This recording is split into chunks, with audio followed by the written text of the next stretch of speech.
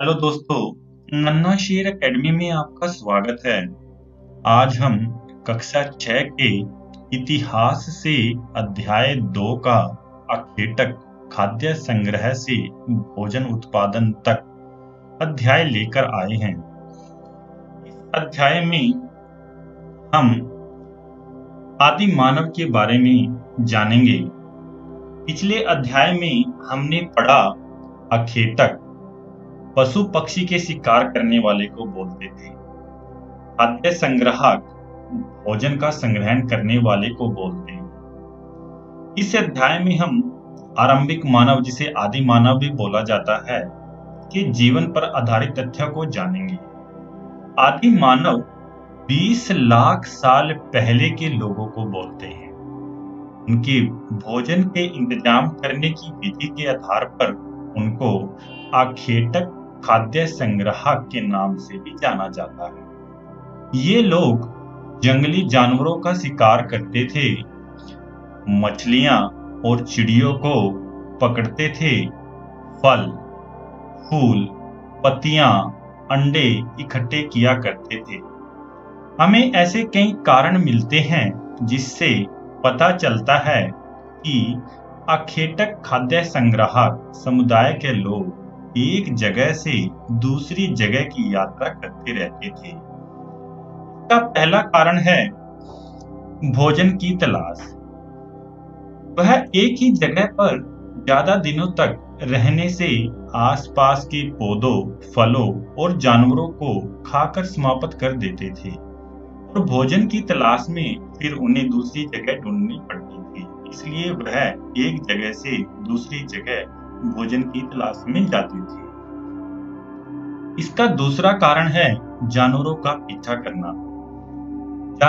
आदि मानव जानवरों का शिकार करते थे और अपना भोजन ढूंढने के लिए वह एक जगह से दूसरी जगह जानवरों का पीछा करते हुए चले जाते थे।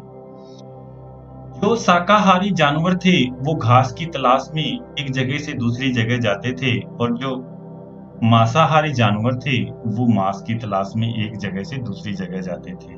इसलिए आदि मानव को भी जानवरों का पीछा करते हुए दूसरी जगह जाना पड़ता था। इसका तीसरा कारण है अलग अलग मौसम।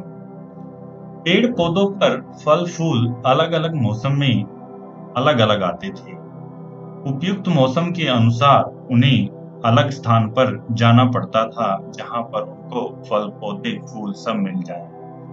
इसका अगला कारण है पानी की तलाश।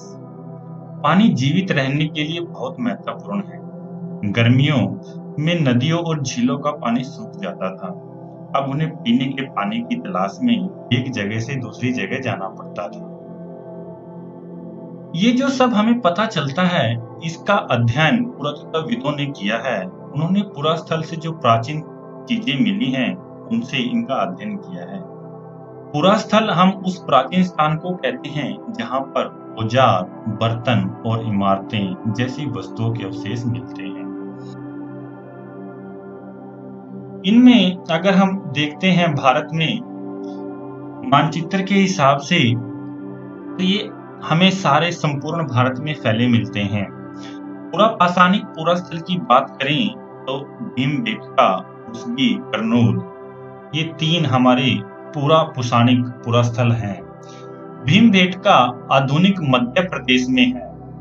इस पुरास्थल पर गुफाएं व कंदराएं मिलती हैं। लोग इन गुफाओं में धूप, बारिश और हवा से बचने के लिए रहते थे। ये गुफाएं नर्मदा नदी के घाट के पास हैं। कुरनूल गुफाएं आंध्र प्रदेश में हैं। इस पर हमें राख के अवशेष भी मिले हैं। इससे हमें पता चलता है लोगों ने आग जलाना सीख लिया था।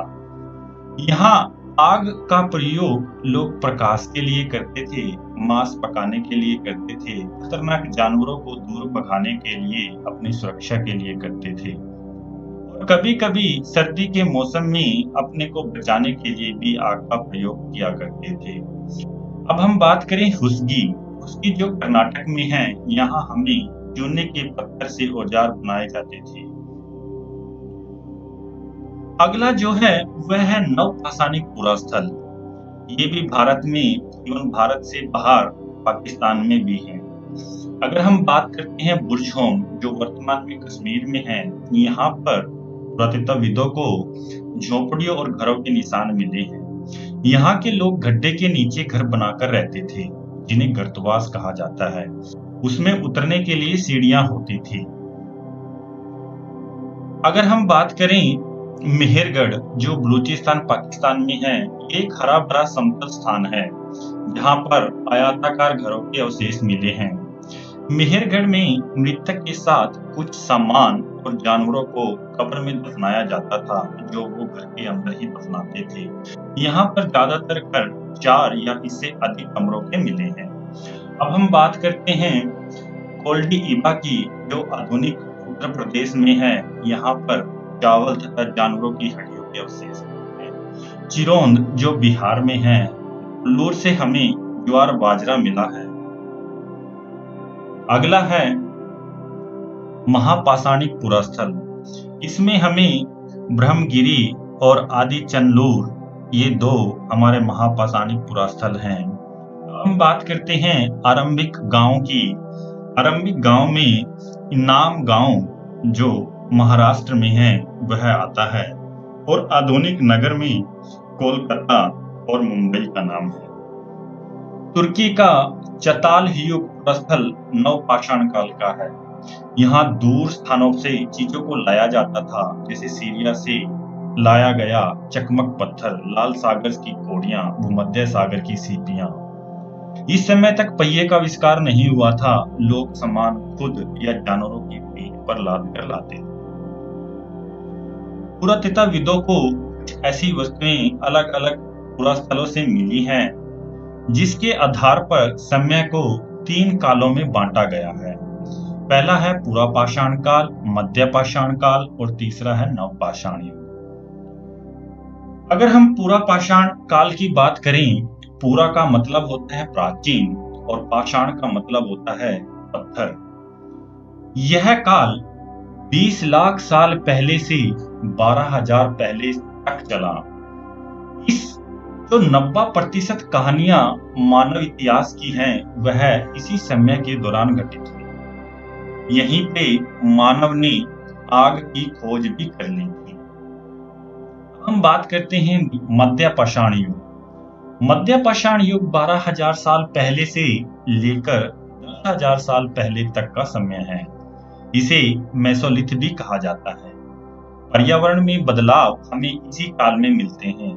जलवायु में परिवर्तन होने की वजह से यहाँ पर बड़े बड़े घास के मैदानों का उदय हुआ था, जिससे भेड़, बकरी और गाय, भैंस की संख्या बढ़ गई थी। इस काल के बने पाषाण औजार बहुत ही छोटे होते थे। इन्हें माइक्रोलिथ यानी लघु पाषाण भी कहा जाता है। इन औजारों पर हड्डियों तथा लकड़ियों के मुट्ठे लगे होते थे, जैसे हंसिया और आरी पर मिलते हैं। अब हम बात करते हैं नवपाषाण युग की। नवपाषाण युग, इसकी शुरुआत 10,000 साल पहले हुई। मध्य पाषाण युग में जो जलवायु में परिवर्तन हुआ, जिससे गर्मी बढ़ने लगी और कई क्षेत्रों में घास के बड़े बड़े मैदान बन गए, इससे हिरण, बारहसिंगा, भेड़, बकरी, गाय जैसे जानवरों की संख्या बढ़ गई थी और मानव इन्हें खाकर जिंदा रहता था। लेकिन जैसे जैसे घास बढ़ी, मानव यहाँ पर कृषक बनना शुरू हुआ। गेहूं और धान जैसे अनाज प्राकृतिक रूप से उगने लगे और धीरे धीरे मानव इन अनाजों को खुद उगाना सीखने लगा। यहीं से मानव पशुपालक भी बना। उसने देखा कि जो जानवर घास खाते हैं, वह उसके घर के आसपास भी रहते थे। उसने धीरे धीरे घर के आसपास घास रखना शुरू किया होगा और इन जानवरों को पालतू बनाना शुरू किया होगा। कुत्ते को उसने सबसे पहले पालतू बनाया, फिर धीरे धीरे भेड़, बकरी, गाय, सुअर आदि को घरों में रखने लगा होगा। अब हम बात करते हैं उसके बचने की प्रक्रिया की। जैसे जैसे वह धान फसल उगाने लगा, वह एक स्थान पर काफी समय तक रुकने लगा। उसके रुकने से वह वहां पे छोटी छोटी बस्तियां बनाने लगा, जिसे हम बसने की प्रक्रिया बोलते हैं। यहीं पर उसने छोटे छोटे और बड़े बड़े पैनी धार वाले औजार बनाना सीखे। वह इनके आगे पॉलिश भी करता था जिससे ये इनकी धार और पैनी हो जाए। नवपाषाण युग में ही हमें मिट्टी के बर्तन मिले हैं। कभी कभी इन बर्तनों को सजाया भी जाता था जिसका प्रयोग वह भंडारण तथा बाद में धीरे धीरे खाना बनाने के लिए करने लगा। इस युग के लोग धीरे धीरे कपड़ा भी बुनने लगे थे। चावल, गेहूं, दालें जैसे अनाजों को उसने आहार के रूप में अपना लिया था। छोटी छोटी बस्तियों में रहने लगा था और रीति रिवाजों का पालन करने लगा था। हम लेते हैं इसमें अभ्यास के प्रश्न, लेकिन जिसने हमारा चैनल सब्सक्राइब नहीं किया है वह नई नई अपडेट पाने के लिए हमारा चैनल सब्सक्राइब कर ले। तो पहला प्रश्न है, इन वाक्यों को पूरा करो। अखेटक खाद्य संग्राहक गुफाओं में इसलिए रहते थे क्योंकि। इसका उत्तर है, वह गुफाओं में धूप, बारिश और गर्मी से बचने के लिए रहता था। इसका दूसरा जो ख भाग है वह है, घास वाले मैदानों का विकास कितने साल पहले हुआ। इसका उत्तर है 12,000 साल पहले। यह मध्य पाषाण काल था जब यहाँ जलवायु में परिवर्तन हुआ और गर्मी बढ़ने की वजह से बड़े बड़े घास के मैदान बनने लगे। क्वेश्चन नंबर 2 है, खेती करने वाले लोग एक ही स्थान पर लंबे समय तक क्यों रहते थे।